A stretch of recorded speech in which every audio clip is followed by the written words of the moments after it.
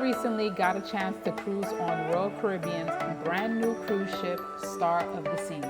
And let me tell you, it was such an experience.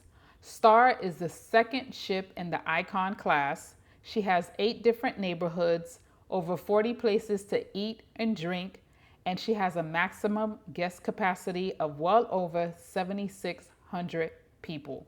She is a mega beast. I spent 7 nights on board doing a back-to-back sailing, and even that didn't feel like enough time to experience everything that this ship has to offer.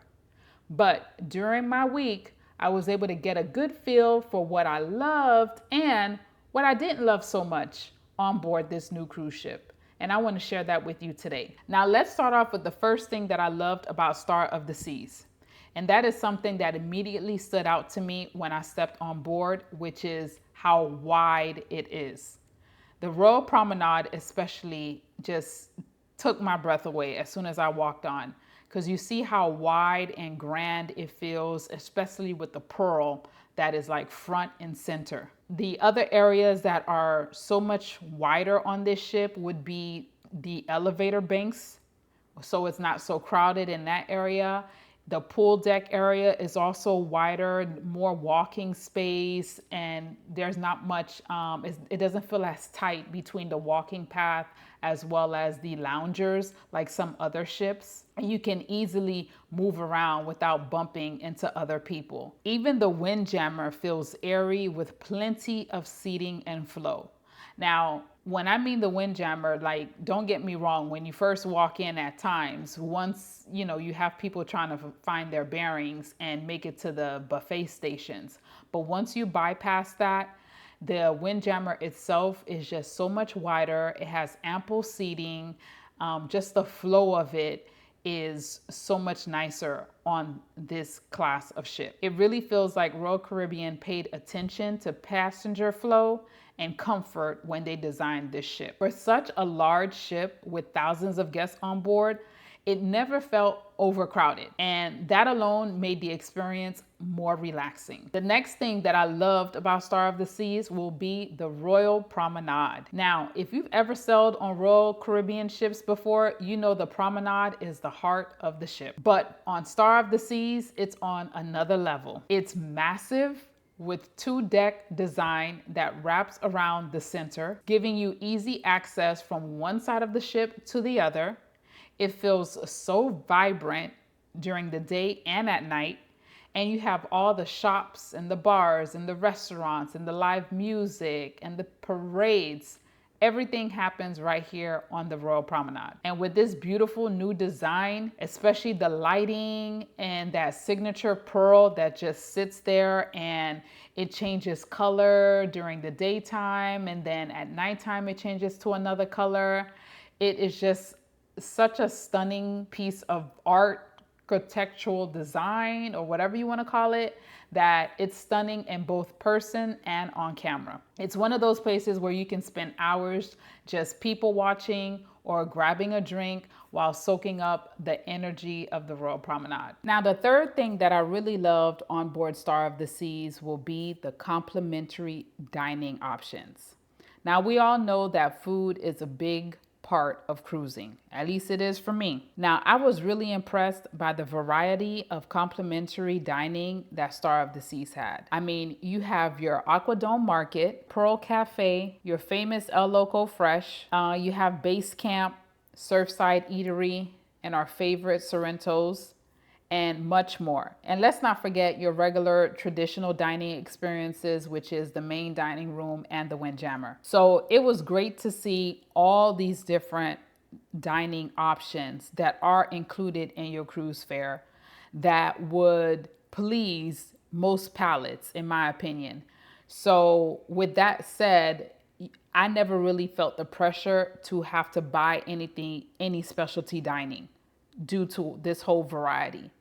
So I believe Royal Caribbean really hit it out of the park by expanding all the different complimentary dining offerings. And as far as the quality goes, for the complimentary food, in my opinion, it was solid. My personal favorite was the barbecue chicken biscuit sandwich that was located at the Pearl Cafe. They would heat it up for you before they gave it to you. So this new Pearl Cafe also was a hit. They had some really good breakfast options as well as, evening snack options there. Complimentary dining was definitely something that I really loved on this ship. Now, another thing that I loved about this Star of the Seas is the neighborhood concept. Now, I'm familiar with the neighborhood concept after sailing on different Oasis class ships.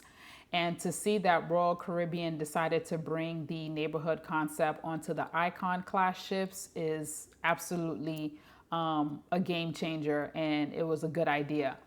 Each area of the ship is going to have its own theme, vibe, and attractions to it.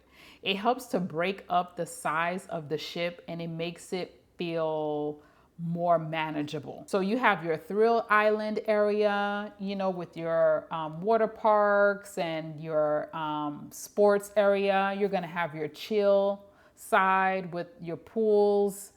You're gonna have your suite area as well for those that are staying in suites.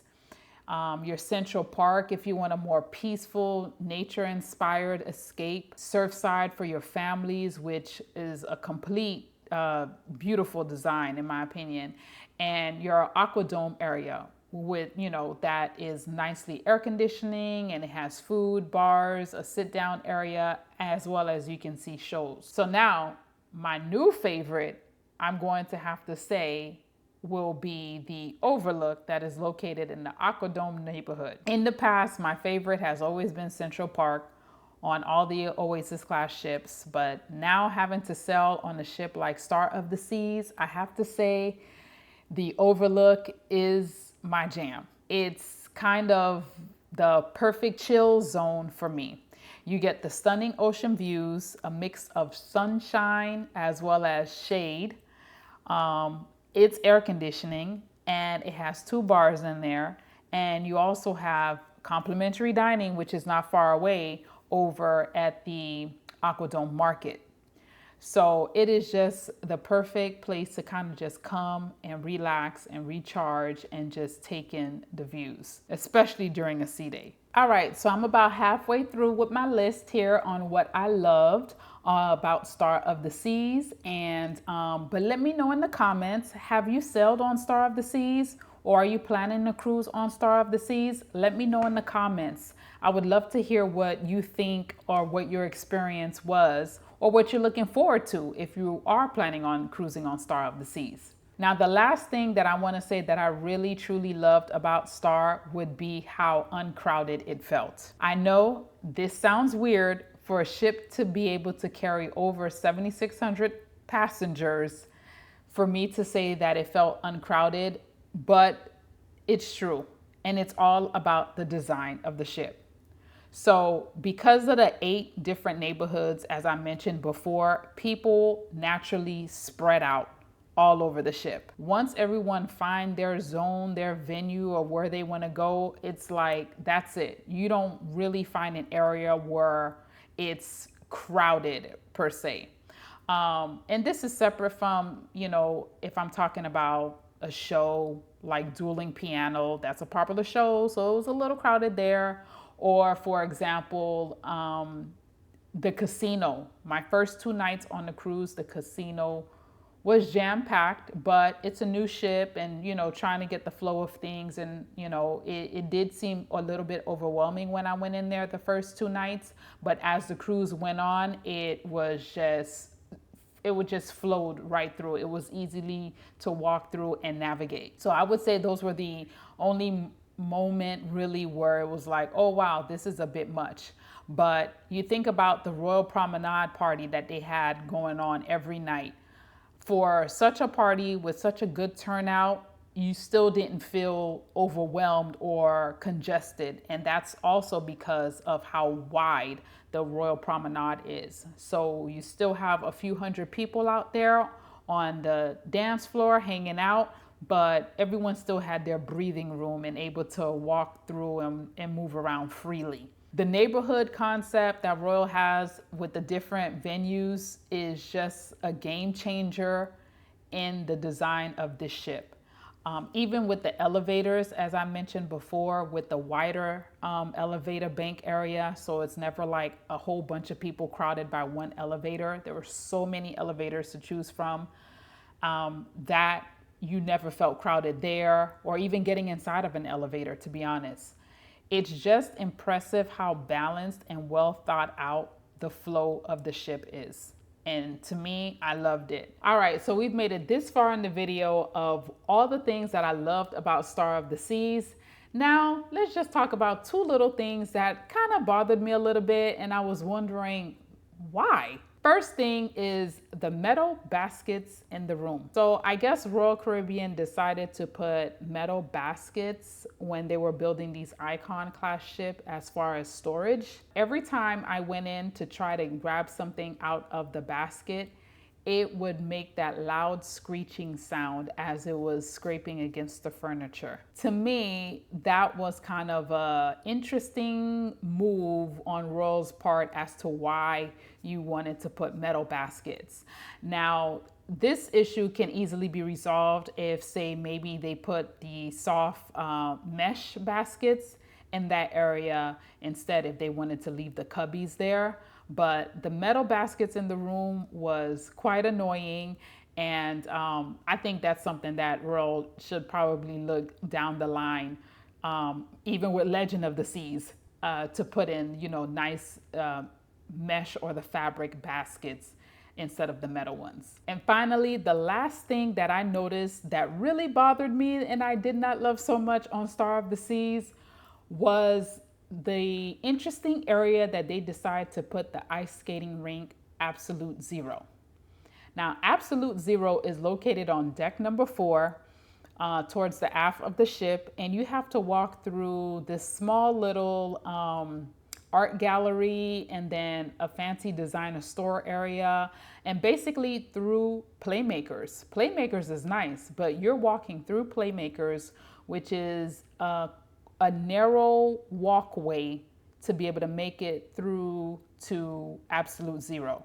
And I say that because when you have a show that is getting ready to start or a show that is ending and you have the people that are already in Playmakers, now you are creating a bottleneck effect because the flow of traffic is so congested and there's not enough room. It was not wide enough to be able to handle the flow of traffic of people coming in and out. Especially if you're a person in a scooter or a wheelchair, good luck with trying to get in and out of there between a show or after a show. To me, that was a bad design layout on where they put the ice skating rink, because that was not a good mood. It really caused some congestion in that area. And that is one thing that maybe hopefully they would be able to fix as they continue on with the remaining ships that are due to come out in the Icon class. So there you have it, what I loved and what I didn't like so much on board Star of the Seas. Overall, I have to say this ship is absolutely incredible. And if you get a chance to sail on this ship or even an Icon class ship, it's definitely worth it. It's beautiful, it's thoughtfully designed, and it offers something for every type of cruiser. From your families to your solo travelers to your groups, there is just something for everyone to do. Now, I'd love to hear from you. Have you sailed on Star of the Seas yet, or are you planning to? What are you most excited to experience, or what have you already experienced that you would like to share? Drop it in the comments below. And if you enjoyed this video, make sure you hit that thumbs up and stay tuned for more cruise tips, reviews, and vlogs coming. As always, thank you for watching, and stay well and stay savvy.